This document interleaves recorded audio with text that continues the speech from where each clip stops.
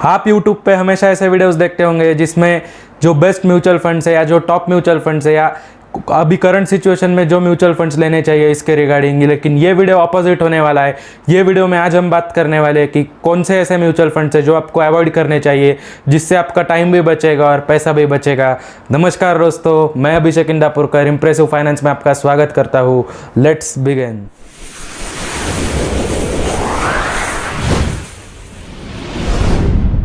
तो ये वीडियो पूरा एंड तक देखिए। ये वीडियो में आज हम जानेंगे कि कौन से म्यूचुअल फंड्स आपको अवॉइड करने चाहिए एज ऑफ नाउ। अभी कोरोना वायरस के कारण और लॉकडाउन के कारण पूरा मार्केट डाउन चल रहा है और पूरी मंदी आ रही है। तो अभी हम ऐसा एज्यूम कर सकते हैं कि एक 6 महीने से साल भर तक मार्केट ऐसा ही साइडवेज रहेगा। मतलब अगर आज मार्केट बढ़ा भी तो 1-2 दिन में डाउन आ जाएगा। ये डाउनफॉल हमेशा चालू ही रहेगा अभी, मतलब क्योंकि मार्केट में भी जॉब्स नहीं है, काफ़ी अनएम्प्लॉयमेंट है और अभी काफ़ी और प्रॉब्लम्स आने वाले। इकोनॉमी भी डाउन हो गई, इकोनॉमी भी कोलैप्स हो गई है, तो ये प्रॉब्लम्स आते ही रहेंगे। तो इसलिए अभी एज ऑफ नाउ अगर देखा जाए तो मार्केट अगर अब भी आ गए, कोई गुड न्यूज़ आ गई तो उसके कारण, पर वो एक टेम्पररी रहेगा। मार्केट अभी साइडवेज ही चलेगा अपकमिंग 6 to 12 मंथ्स में। तो इसलिए अभी ये वीडियो में आज हम जानेंगे कि कौन से ऐसे म्यूचुअल फंड्स है जिसमें आपको अवॉइड करने चाहिए इन्वेस्ट करना, जिससे आपका टाइम भी बचेगा और पैसे भी बचेंगे। तो ये वीडियो पूरा एंड तक देखिए। तो सबसे पहले अगर बात की जाए तो आपको सेक्टरल फंड्स अवॉइड करने। सेक्टरल फंड्स क्या होते हैं वो अभी मैं आपको शॉर्ट में बताऊंगा। सेक्टरल फंड्स मतलब जो कि ऐसे म्यूचुअल फंड्स होते हैं जो कोई भी एक पर्टिकुलर सेक्टर में इन्वेस्ट करते हैं।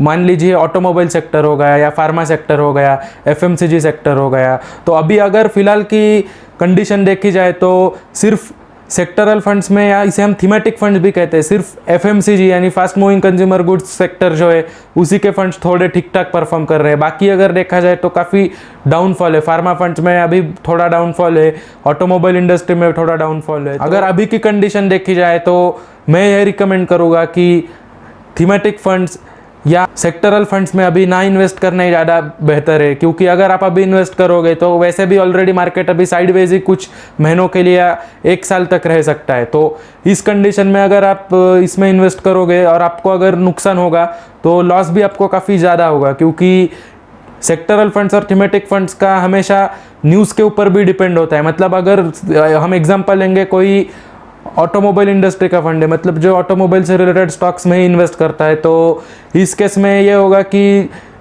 अगर ऑटोमोबाइल इंडस्ट्री में कुछ बैड न्यूज़ आ गई तो पूरा वो जो सेक्टर है डाउन आ सकता है। तो उस केस में जो भी स्टॉक्स है, जो 30-40 या फिर जो कुछ नंबर ऑफ स्टॉक्स वो थीमेटिक या सेक्टरल फंड में इन्वॉल्व है, वो सारे के सारे स्टॉक्स न्यूज़ को इम्पैक्ट कर सकते हैं। जैसे अभी DHFL का प्रॉब्लम हुआ था, DHFL के क्राइसिस के टाइम, तब बाकी भी हाउसिंग फाइनेंसेस और जितने बाकी कंपनीज थे जो लोन्स प्रोवाइड करते हैं वो उनके भी काफ़ी रिटर्न्स निगेटिव जा रहे थे और वो भी डाउन आ रहे थे। तो इसलिए आपको ये बात ध्यान में रखनी है कि थीमेटिक फंड में ऐसा होता है, फंड मैनेजर जो है एक थीम में इन्वेस्ट करता है। मतलब वो थीम चाहे फिर किसी एक पर्टिकुलर सेक्टर की हो सकती है। तो अगर कुछ बैड न्यूज़ आ गई, मेजर बैड न्यूज़ आ गई, तो वो सेक्टर पूरा डाउन आ सकता है। तो उसमें जितने भी स्टॉक्स है वो डाउन आ सकते हैं और आपका जो म्यूचुअल फंड का NAV है वो भी ड्रास्टिकली डाउन आ सकता है और आपके रिटर्न्स भी आपको निगेटिव देखने को मिल सकते हैं। तो मेरी राय ये रहेगी कि एज ऑफ नाउ आप थीमेटिक फंड्स और सेक्टरल फंड्स अवॉइड कर सकते हो।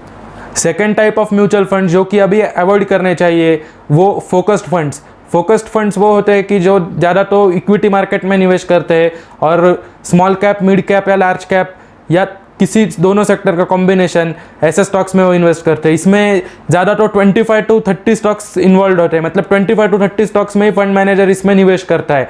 पर अभी की सिचुएशन देखते हुए फोकस्ड फंड अगर आपने अवॉइड किए वही ज़्यादा बेटर ऑप्शन रहेगा। Third type of mutual fund जो अभी एज ऑफ नाउ आपको अवॉइड करने चाहिए वो डेट फंड्स। अभी डेट फंड्स में मैं 2 पार्ट्स में आपको बताऊंगा। फर्स्ट पार्ट वो रहेगा कि जो आपको अवॉइड करने चाहिए, सेकंड पार्ट जो आप सोच सकते हो खरीदने की। तो सबसे पहले हम ऐसे फंड्स के बारे में बात करेंगे जो कि अभी आपको अवॉइड करने चाहिए इस करंट सिनेरियो में। तो जो फंड्स अभी आपको अवॉइड करने चाहिए वो क्रेडिट रिस्क फंड हो गए या कुछ अल्ट्रा शॉर्ट टर्म फंड्स हो गए। ये जो फंड्स है आपको अवॉइड करने चाहिए क्योंकि जो रिसेंटली फ्रैंकलिन टेम्पलेटन का क्राइसिस हुआ है तो उसके वजह से डेट फंड्स का मार्केट पूरा हिल गया और डेट फंड्स में काफ़ी बड़ा रिडम्पशन का अमाउंट देखने को मिला है और लोग अभी काफ़ी पैनिक है। तो अगर आप डेट फंड अभी के लिए अवॉइड करोगे, स्पेसिफिकली क्रेडिट रिस्क फंड्स हो गए, तो वो ज़्यादा बेहतर ऑप्शन है क्योंकि अभी क्या हो रहा है, जितने भी बॉन्ड्स या सिक्योरिटीज़ में डेट फंड्स ने इन्वेस्ट किया है तो उसके जो है डिफ़ॉल्ट ज़्यादा हो रहा है, मतलब उसके अंदर जो पेपर्स है पेपर्स में डिफ़ॉल्ट ज़्यादा आ रहे हैं, तो इसके कारण रिस्क भी ज़्यादा बढ़ रही है। तो और एज ऑफ नाउ मतलब कोरोना वायरस के कारण और लॉकडाउन के कारण जो कंपनीज है तो वो रीपेमेंट करने के लिए सक्षम नहीं है, मतलब अभी वो रीपेमेंट करने के कैपेसिटी में नहीं है। तो इसलिए एज ऑफ नाउ अगर अपने डेट फंड्स देखा जाए तो वो अवॉइड किए वही ज़्यादा बेहतर ऑप्शन रहेगा। अब मैं सेकंड पार्ट के बारे में बात करूँगा कि ऐसे डेट फंड जो आपको लेने चाहिए, तो जो अगर आप सोच रहे हो शॉर्ट टर्म के लिए पैसा पार्क करना है तो अभी आप लिक्विड फंड्स में इन्वेस्ट कर सकते हो, लेकिन फिर से इधर वही बात आ गई, लिक्विड फंड्स में भी आपको रिस्क कंसिडर करना है कि जो लिक्विड फंड्स आपको अभी लेने हैं क्या उसमें जो सारे पेपर्स है वो AAA रेटेड है या फिर हाई सिक्योरिटी रेटिंग में अगर उसने इन्वेस्ट किया है तो ही आपको कंसिडर करना है। लिक्विड फंड्स के अधिक डिटेल्स के बारे में और पूरी डिटेल जानकारी के बारे में ऊपर जो वीडियो की लिंक आ रही है वो वीडियो आप देख सकते हो, आई बटन से आप क्लिक करके देख सकते हो, या ये वीडियो होने के बाद आप वो वीडियो पूरा देख सकते हो। उसमें मैंने पूरा डिटेल में एक्सप्लेन किया है कि लिक्विड फंड्स क्या होते हैं, लिक्विड फंड्स कैसे काम करते हैं। तो ये कुछ म्यूचुअल फंड्स के टाइप है जो अभी आपको अवॉइड करने चाहिए, जिससे आपका पैसा भी बचेगा और टाइम भी बचेगा, क्योंकि अगर एज ऑफ करंट सिचुएशन अगर आप इसमें इन्वेस्ट करते हो तो आपके लॉस होने के चांसेस ज़्यादा है और रिस्क भी काफ़ी ज़्यादा हो जाएगी। तो अभी के लिए वो अवॉइड कीजिए।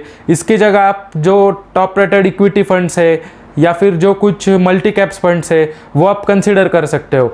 अगर आप रिस्क ज़्यादा लेना चाहते हो और अगर आप लॉन्ग टर्म के लिए रिस्क ले सकते हो तो आप स्मॉल कैप फंड्स या मिड कैप फंड्स भी कंसिडर कर सकते हो, अगर आपका होराइजन ज़्यादा है, आपका ड्यूरेशन अगर ज़्यादा होगा। पर जितने भी अभी फंड्स मैंने बताए वो फंड्स आप अवॉइड ही कीजिए, यही ज़्यादा बेटर ऑप्शन है। तो ये वीडियो में मुझे यही जानकारी देनी थी। अगर आपको और भी ऐसे म्यूचुअल फंड से रिलेटेड, स्टॉक मार्केट से रिलेटेड, वैल्यू इन्वेस्टिंग से रिलेटेड, सक्सेसफुल इन्वेस्टर्स के केस स्टडीज के रिलेटेड, गवर्नमेंट स्कीम से रिलेटेड, बॉन्ड से रिलेटेड और इंश्योरेंस के रिलेटेड अगर वीडियोस चाहिए होंगे तो आप हमारे चैनल इम्प्रेसिव फाइनेंस को ज़रूर सब्सक्राइब कीजिए। This is Abhishek Indapurkar signing off. मिलते हैं नेक्स्ट वीडियो में।